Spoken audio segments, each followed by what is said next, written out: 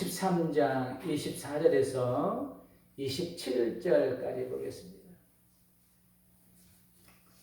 마가복음 13장 24절에서 27절입니다.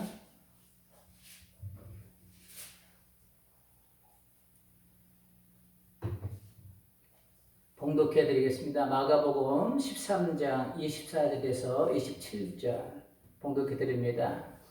그때에 그 환난 후 해가 어두워지며 달이 빛을 내지 아니하며 별들이 하늘에서 떨어지며 하늘에 있는 권능들이 흔들리리라. 그때에 인자가 구름을 타고 큰 권능과 영광으로 오는 것을 사람들이 보리라. 또 그때에 그가 천사들을 보내어 자기가 택하신 자들을 땅끝으로부터 하늘 끝까지 사방에서 모으리라. 아멘. 우리 앞뒤좌우로 인사하겠습니다. 흘러 보냅시다. 우리 자신을 또 축복합니다. 나는 축복의 사람이다. 자, 오늘 제목을 한번 따라해 보겠습니다. 영광으로 가는 과정. 영광으로 가는 과정이라는 제목으로 함께 은혜를 잠시 나누도록 하겠습니다.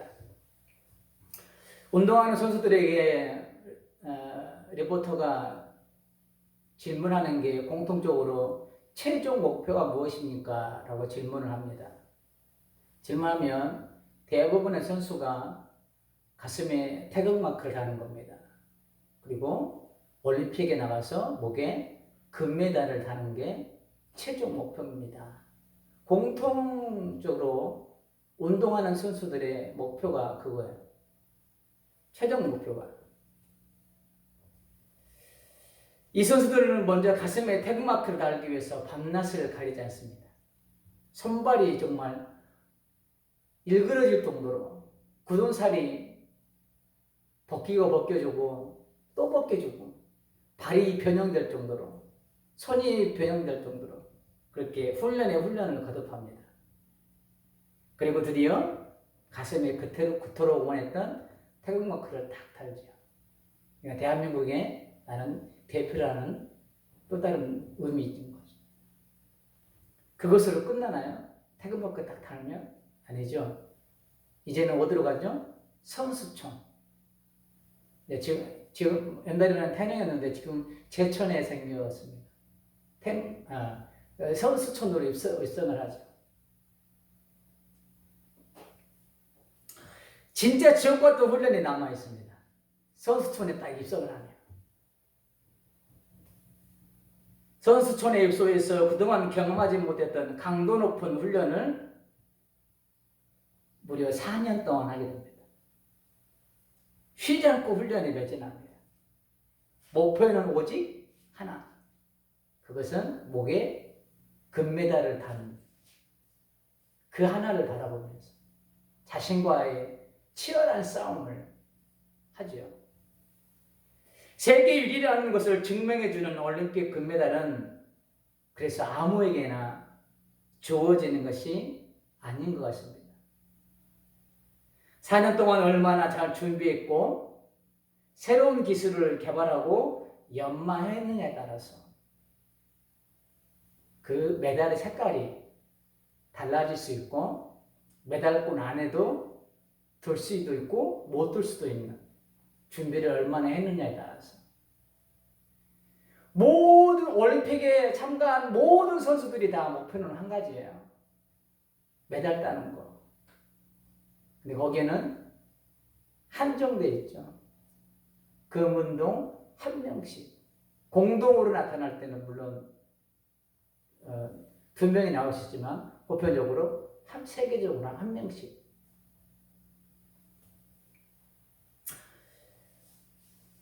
꼭 올림픽만이 그런 것이 아닐 것 같습니다. 모든 일의 결과에는 반드시 어떤 과정이 필요합니다. 목표에 도달하기 위해서는 거기까지 가기까지 과정이 반드시 필요하다는 거예요. 과정이 없는 결과물은 없습니다. 내가 목표하는 곳까지 가기 위해서는 내 앞에 펼쳐진 과정이 좋은 것이든 안 좋은 것이든 반드시 그 일을 거쳐야만 내가 목표하는 목표 지점까지 가를 수 있습니다. 우리의 신앙생활도 그런 것 같습니다. 처음부터 단단한 음식을 먹을 수 있나요? 새신자에게 신학적 용어를 막 쓰면서 성경에 막 신학적 용어를 들이대면서 헬라어, 히브리어, 심지어는 믿음 새신자에게 그런 경우 많이 있죠. 하필이면 왜 오늘 전도를 했는데 목사님이 11조 설교를 하시네. 그래도 시험 들어가지고 교회 안 나오고. 처음부터 이렇게 단단한 음식을 먹을 수 있는, 소위 말해서 장성한 분량의 단번에 가는 성도들은 없을 거예요. 일정한 과정의 시간과 훈련들이 필요한 거죠. 그래서 예수님은 그 과정을 비유로 이렇게 말씀하셨습니다. 마가복음 4장 28절에 보면 땅에 스스로 열매를 맺되 처음에는 싹이요, 다음에는 이삭이요, 그 다음에는 이삭의 충실한 곡식이라. 충실한 곡식까지 가기 위해서 이런 일련의 과정이 필요하다는 겁니다. 심자마자 튼실한 곡식이 탁 열리면 1년에 몇 번을 습과할 수 있을까요? 쉬지 않고 아마 바로바로 거둘 거야. 과일수도 심자마자 그냥 열매가 그냥 탁 열려버리면. 충실한 곡식을 얻기 위해서는 이런 과정을 거쳐야 하듯 우리의 신앙생활도 그 어떤 상황에도 흔들리지 않는 믿음의 사람으로 세워지기 위해서는 훈련과 연단이라는 과정이 있어야 한다는 겁니다. 훈련과 연단이 왜 필요합니까? 왜 필요할까요? 내가 너희를 향한 생각을 나는 하노니 저주가 아니라 평안과 소망을 주기 위함이라. 하나님 말씀하셨고, 예레미야에서는 내가 너희의 마음은 평안이다, 이렇게 말씀하셨는데, 왜 우리로 하여금 이렇게 힘든 훈련과 연단의 과정을 하나님께서 시키실까요? 그것은 나의 영적 근육을 단단하게, 강하게 하기 위한 하나님의 하나의 방법인 거예요. 그럼 나의 영적 근육을 왜 강하게 해야 할까요? 하나님은 왜 이 훈련과 연단을 통해서 나의 영적 근육을 단단하게 만드실까요? 말세 때 사단이 꾸미는 일들을 한번 보겠습니다. 사단이 말세 때 어떤 일들을 꾸미고 있는지 오늘 본문 마가복음 13장 22절에 보면 이렇게 기록되어 있습니다. 거짓 그리스도들과 거짓 선지자들이 일어나서 이적과 기사를 행하여 할 수만 있으면 택하신 자들을 미혹하려 하리라. 예수님께서 말씀 때 사단이 하는 계략을 말씀하고 계십니다. 기적과 이적을 행한대요, 사단도. 예수님만 행하는 게 아니에요. 그러면서 우리를 착각하게 만드는 거예요. 저건 예수님이 하시는 일이야. 저 기적과 이적은 예수님만이 할 수 있는 거기 때문에 지금 저거는 사단이 하는 것이 아니고 예수님이 하는 거야. 우리로 하여금 그렇게 착각하게 만드는, 미혹하게 만든다는 거예요. 이처럼 말세가 되면 사단의 세력은 더 강력한 힘과 교활함을 가지고 나를 넘어뜨려 하기 때문에 우리는 사단보다 더 강력한 힘을 소유할 수 있어야만이 사단을 이길 수 있기 때문에 하나님께서 그 사단을 이겨내게 하기 위해서 나의 영적 근육을 훈련과 연단을 통해서 탄탄하게 만들어 가시는 거예요. 베드로전서 4장 12절과 13절에 보면 이렇게 말씀하고 있습니다. 사랑하는 자들아, 너희를 연단하려고 오는 불시험을 이상한 일 당하는 것 같이 이상히 여기지 말고 하나님을 우리를 연단하려고 오는 불시험을 이상하게 여기지 말래요. 그 이유는 오히려 너희가 그리스도의 고난에 참여하는 것으로 즐거워하라. 그 이유는 그의 영광을 나타내실 때에, 중요합니다. 그의 영광을 나타내실 때에 너희로 즐거워하고 기뻐하게 하려 함이라. 베드로 사도는 우리를 연단하시는 이유를 이렇게 설명하고 있습니다. 그의 영광을 나타낼 때, 그때가 언제입니까? 그때가 바로 예수님이 이 땅에 다시 오실 때, 재림하실 때, 예수님께서 다시 오시는 재림의 때에 예수님께서는 혼인잔치를 베푸실 겁니다. 그 잔치에 참여할 수 있는 자는 끝까지 이기는 자입니다. 사단과 싸워 끝까지 이기기 위해서는 영적 근육을 키워야 합니다. 그렇기 때문에 하나님께서 이 혼인잔치에 내가 참여하여 즐거워하고 기뻐하게 하기 위해서 나의 영적 근육을 튼튼하게 만드시는 거예요. 어떤 방법을 통해서요? 훈련과 연단의 과정들을 통해서.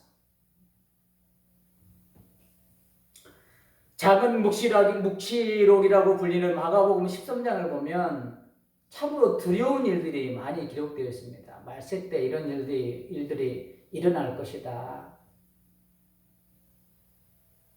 이러한 일들이 일어나는 것을 보고 말세가 더욱 가까워졌음을 알라고 예수님은 미리 말씀해 주신다고 기록하고 있습니다. 13장 29절에 보면 이와 같이 너희가 이런 일이 일어나는 것을 보거든 인자가 가까이 곧 문 앞에 이른 줄 알라. 마가복음 13장 29절입니다. 이런 일이 일어나는 것을 보거든 인자가 가까이 곧 문 앞에 이른 줄 안다고 미리 말씀해 주시는 거예요. 성경 요한계시록을 읽을 때 여러분은 요한계시록이 두렵게 느껴지십니까? 아니면 소망의 말씀으로 느껴지신가요? 저도 아직 계시록을 강의할 정도의 실력은 안 됩니다. 그래서 계시록을 제가 우리 교회 10년 하면서 7교회 비유로 라오디아 교회 한 교회만 제가 한번 설교한 기억이 나는데 계시록은 정말 조심스러운 부분 중에 하나죠. 그리고 비유적인 부분들도 많이 있고 정말 두려운 일들이 많이 기록되어 있습니다. 주님 오실 그날 어떤 일들이 일어날 것인지. 그래서 성도들이 계시록을 읽을 때 굉장히 두려워하는 분들이 되게 많이 있습니다. 그런 일들을 보면서.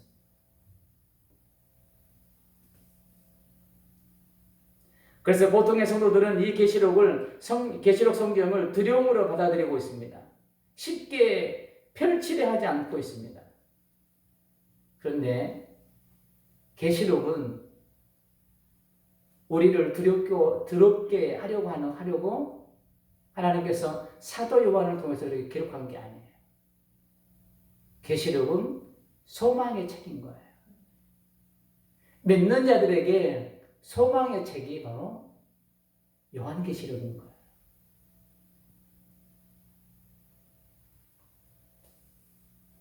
로마의 극심한 핍박 가운데서도 믿음을 지킨 자들에게 이 땅의 권력을 잡고 있는 천하제일의 로마라는 나라보다 더 강력하고 더 아름답고 더 힘센 나라, 그 나라가 바로 하늘나라가 예비되었다. 지금은 너희가 로마의 핍박 속에 지금 지하에서 마음껏 찬양하지 못하고 마음껏 예배하지 못하고 지금 지하에서 숨어서 그렇게 지내고 있지만 이 믿음을 지킨 자들에게는 하나님께서 흰옷을 입혀주시고 하늘나라를 예비하셨다. 예수님이 말씀하셨다. 내가 너의 구할 초소를 마련하면 반드시 다시 오시겠다고. 그래서 계시록의 마지막에 보면 마라나타 주 예수여 오시옵소서.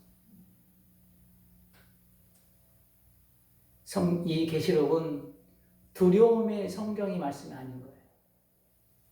믿는 자들에게는 소망의 말씀인 거예요. 그 나라, 성경의 계시록에 기록되어 있는 그 나라를 한번 상상해 보면서 내가 거기에 들어가서 살 것을 한번 살고 있는 모습을 한번 상상해 보십시오. 한번. 얼마나 기쁘겠어요.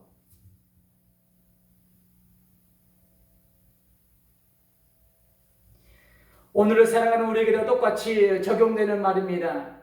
마가복음 13장에 기록된 일들과 계시록에 기록된 두려운 일들은 우리를 두려움으로 몰아가려는 의도가 절대 아닙니다.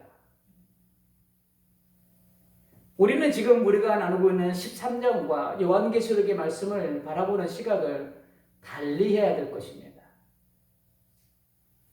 이 묵시록은 두려움의 말씀이 아니라 내가 영광의 그날에 참여한 날에 가까웠음을 알게 하시는 말씀이기 때문에 이 마가복음 13장과 계시록은 나에게 소망의 말씀으로 바라볼 수 있어야 할 줄 믿습니다.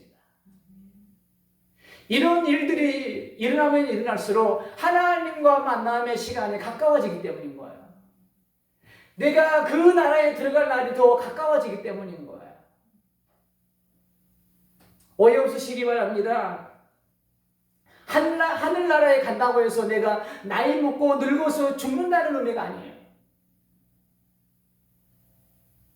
세월이 지나도 늙어서 가는 것은 정한 이치지만 그거와는 상관없이 나를 향해서 내가 지금 젊지만 나를 위해서 예비된 그 하늘나라가 있기 때문에 그런 일들은 결코 내게 두려움의 대상이 되어서는 안 된다는 거예요.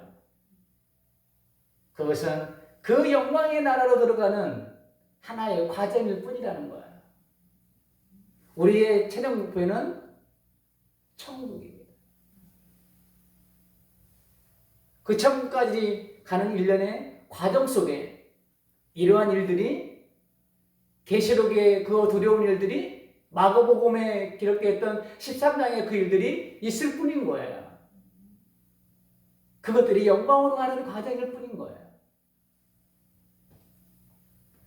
오늘 본문 24절과 25절을 봅니다. 그때의 그 환난 후 해가 어두워지며 달이 빛을 내지 아니하며 별들이 하늘에서 떨어지며 하늘에 있는 권능들이 흔들리리라.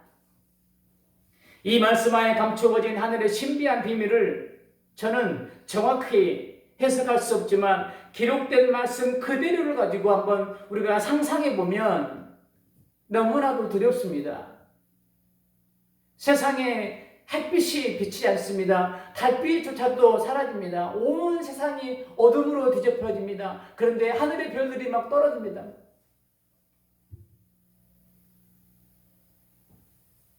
(13장에서) 말세가 가까워지면 일어난 일들을 보면 너무나도 두렵습니다. 과연 내가 이런 일들을 당한다면 견뎌낼 수 있을까 싶을 정도로 두려운 일들이 일어날 것이라고 예수님께서는 말씀하고 계십니다.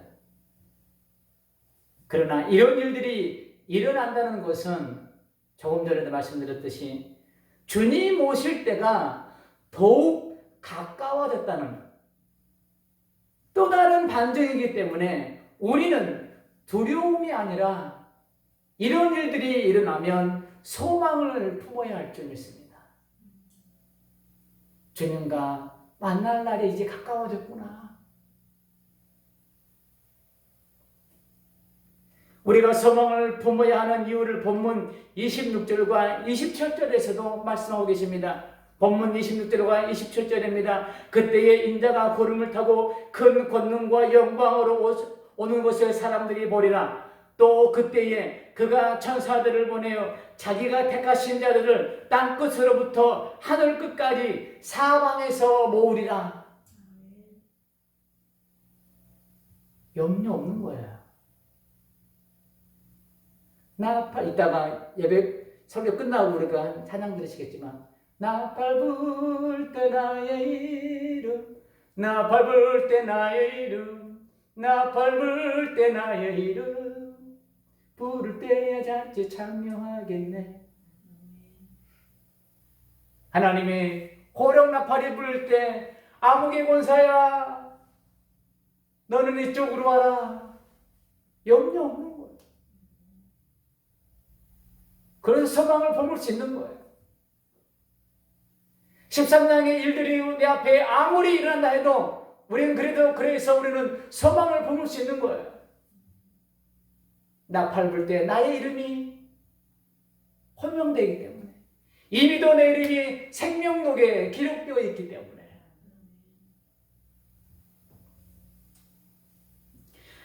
말세가 되면 일어나는 큰 환난 후에 예수님께서 영광으로 오시고 천군과 천사들을 보내어 구원받은 백성들을 땅끝에서부터 시작하여 사방에서 불러 모으신다는 약속의 말씀입니다.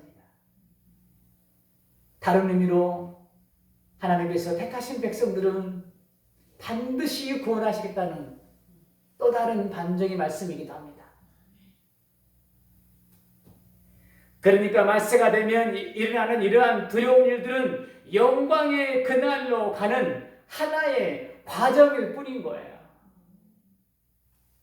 이 과정이 끝나면 우리는 거룩한 신부로서 신랑 되시는 예수님과 만나게 되는 거예요. 신혼집을 꾸리게 되는 거예요. 어디서요? 저 하늘나라에서. 성경은 이렇게 또 기록하고 있습니다. 예수님과 함께 우리가 영원히 왕노릇하리라. 그렇기 때문에 말세가 되면 이런 일들을 바라보면서 우리는, 믿는 사람들은 두려워할 것이 아니라 예수님과 만나는 날이 더욱 가까워졌다는 것을 깨닫고 소망의 눈으로 지금의 시대를 바라볼 수 있어야 할 것입니다.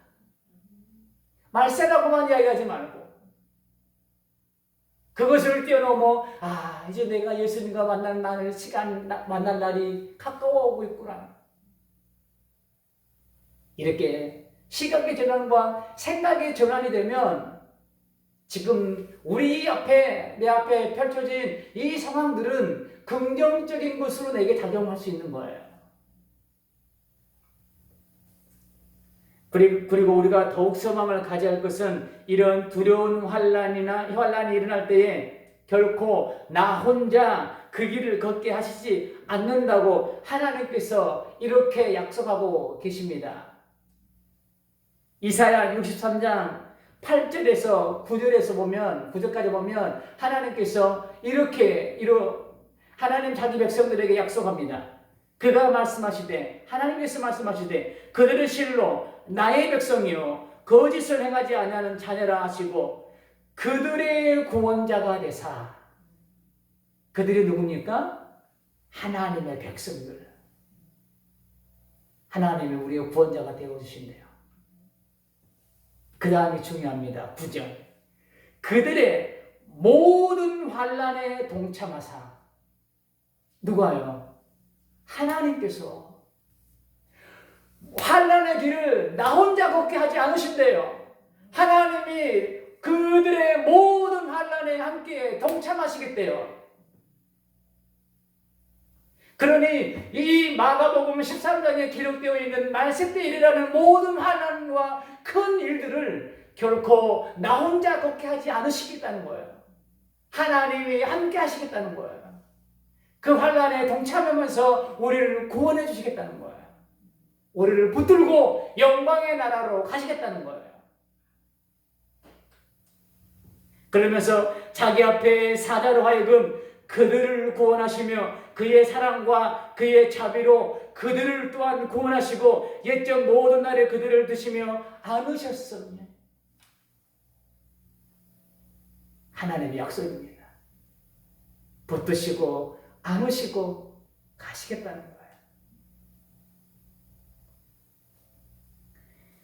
마가복음 13장 20절에서도 예수님께서 이렇게 말씀합니다. 만약 주께서 그날들을 감하지 아니하셨더라면 모든 육체가 구원을 얻지 못할 것이거늘 자기가 택하신 자들을 위하여 그날들을 감하셨느니라. 환난의 때를 감하신 이유가 누구 때문이라고요? 하나님께서 택하신 자기 백성들 때문에 그 날수를 감해 주시는 은혜가 있는 거예요.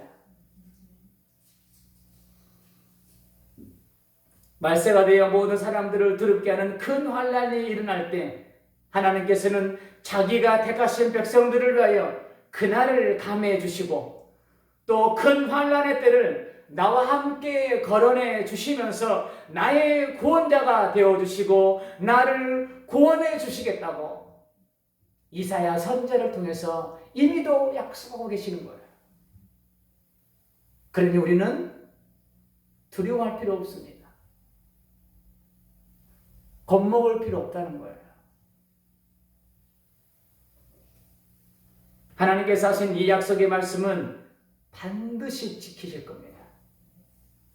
과거에도 지켜오셨고 오늘도 지키셨고 내일도 여전히도 나의 환난 가운데 함께 동참하시면서 나와 함께 그 길을 걸어주실 거예요.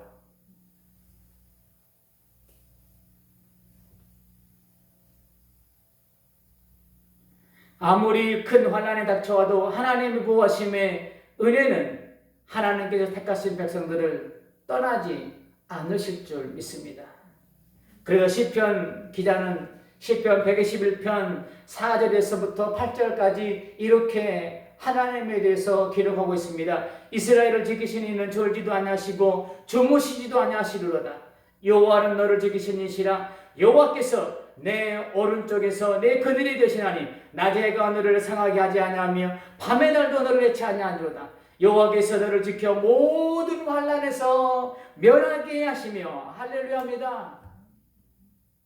모든 환난에서 나를 구원할 자가 누구라고요? 하나님이십니다.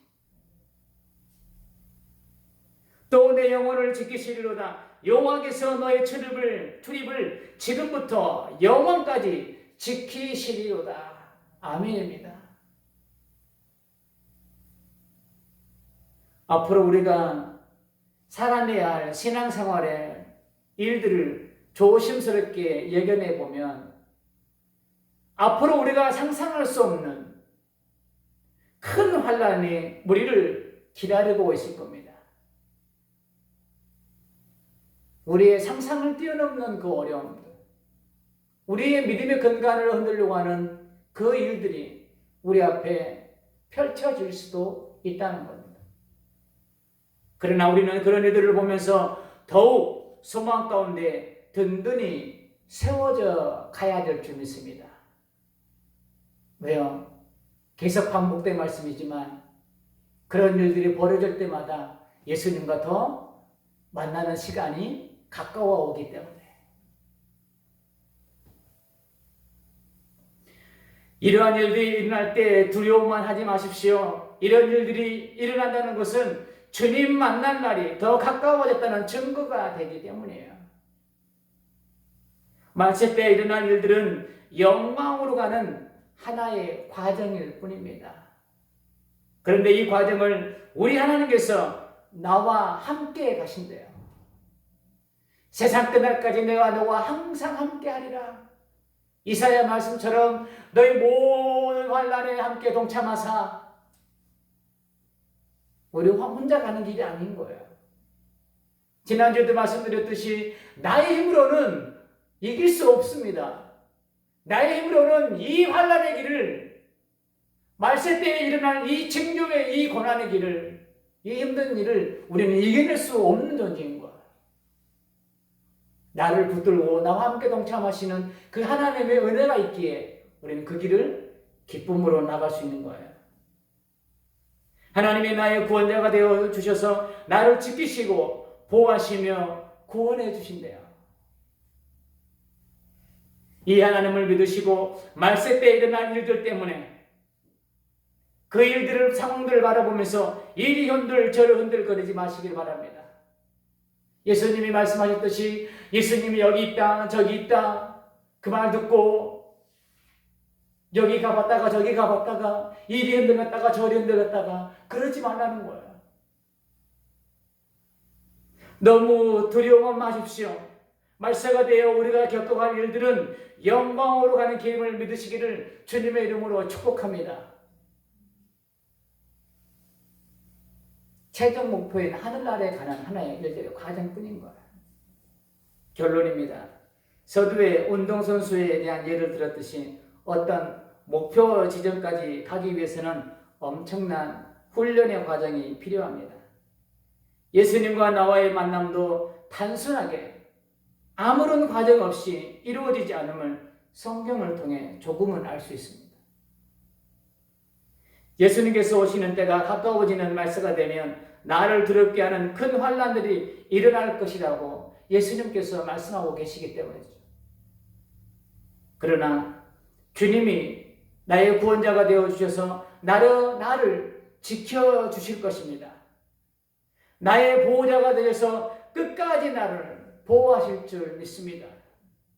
그 길 끝에서 두 팔 벌리고 나를 맞이할 주님이 나를 기다리고 있음을 믿음의 눈을 들고 바라볼 수 있기를 소망합니다. 우리가 조금 전에 복음성 드렸지만 세상 사람들 우리를 보며 어리석다고 조롱하지만 이 길을 가는 자마다 영원히 주가 살리라. 이 길을 끝까지 지키는 자들 하나님께서 그 길 끝에서 우리를 두 팔 벌리고 기다리고 계시는 거예요. 다시 한번 말씀드립니다. 이런 일들이 일어나면 너무 두려워만 하지 말고 예수님을 만나는 영광의 길로 가는 과정임을 믿고 기뻐하고 즐거워할 수 있는 믿음의 성도들이 다 되시기를 주님의 이름으로 축복합니다. 아멘. 우리 이제 180장, 우리 찬송가 180장입니다.